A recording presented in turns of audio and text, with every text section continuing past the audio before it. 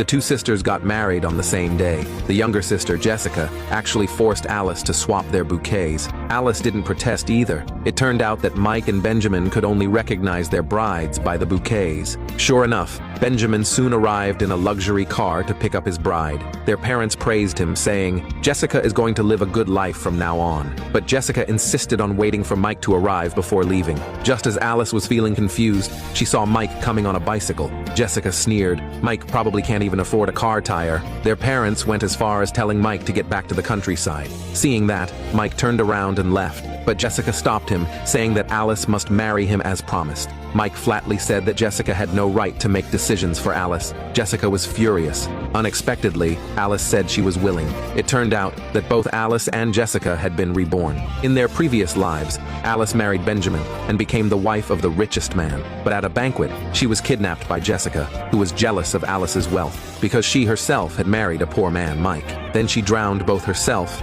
and Alice. Before dying, Alice made a vow that in her next life, she would only seek true love. When she opened her eyes again, they were back on their wedding day. Mike was shocked and said, "Alice, are you really willing to marry me?" Alice recalled her previous life, where Benjamin used her to trade for business deals, and she said all she wanted was Mike's love. Jessica laughed mockingly. "Mike's got nothing but his so-called love." Benjamin said regretfully, "It's such a waste for a beauty like Alice to end up with Mike." Alice took Mike's hand and said, "I think he's wonderful." Then she tore off her wedding dress and left with him on the bike. Seeing that, Jessica still wasn't satisfied. At that moment, Benjamin told their parents that the richest man had just returned to the country and he was starting a partnership with him. Upon hearing that, their parents were so happy they started dancing. Jessica thought to herself she had to get richer and richer. Meanwhile, Mike brought Alice to a villa. Alice was puzzled. Mike quickly explained that he lived in the security guard's dormitory. In fact, Mike was the real richest man.